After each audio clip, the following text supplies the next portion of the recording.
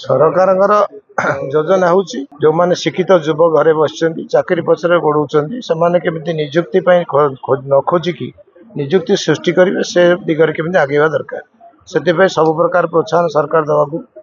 मन स्थिर कर 2300 शिल्प उद्योगी मान दिया सरला अनएम्प्लॉयड युवक मान ए वर्ष 4000 जो उद्योगी दिया सृष्टि करा आगामी दिन में आपको 10,000 पर्यटन पहुंचा लक्ष्य रखा जाइए।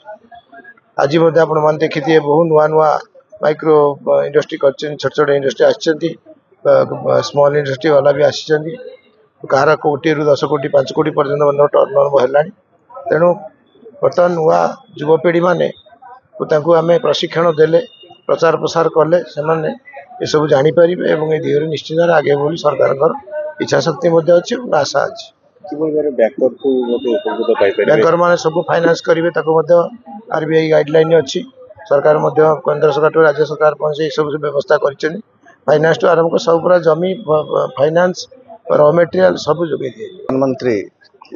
पूर्वोदय विकास भारत विकास कहले पूर्वोदय विकास दरकार तापर जाए 2047 एक विकसित भारत गढ़ी तोड़।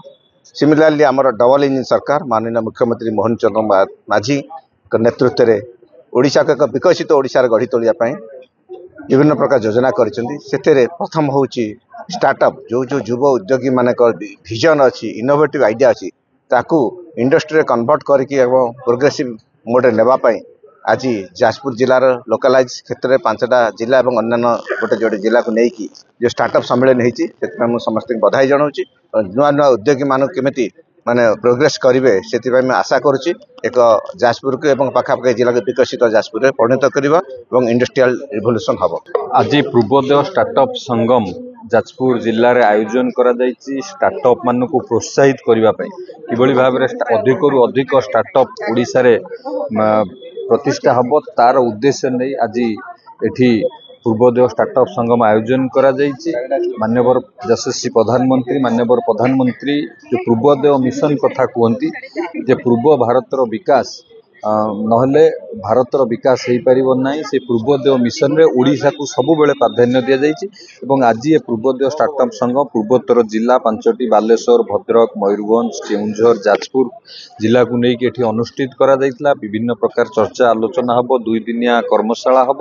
एवं आमर स्टार्टअप नीति जो अच्छी कि भाव में स्टार्टअप को आम ग्रोथ करवा से उद्देश्य नहीं कि आपड़ देखिए आम 2050 टी स्टार्टअप एपर्यंत ओडिशा एवं ता भितर देखिए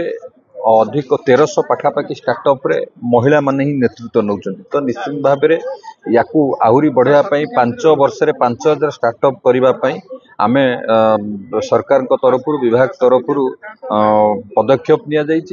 किभली भाव में विकास हम भुवनेश्वर रे रहीकि